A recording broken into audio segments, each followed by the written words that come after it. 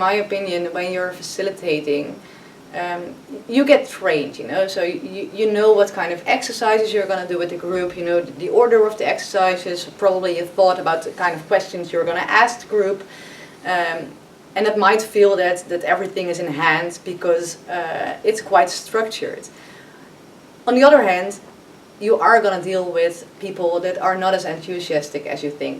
You are going to deal with people that are going to talk a lot instead of using Lego, and you are going to experience that the questions that you've prepared might not fit the actual input that's on the table after doing 1 or 2 rounds. Yeah. So what I think is the most important thing is that you constantly try to check what is the atmosphere in the group. Am I still on track with them? Are they still enthusiastic? Are they concentrated?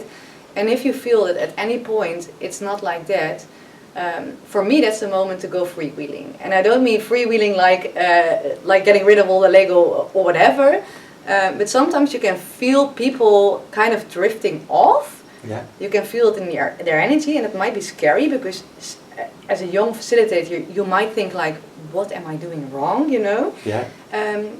But on the other hand, those are the moments that I kind of trust my intuition and think like, okay, maybe we should do a break. Maybe we should just do 5 minutes of just talking to let them get rid of the Lego for 5 minutes, just to get into another modus or whatever.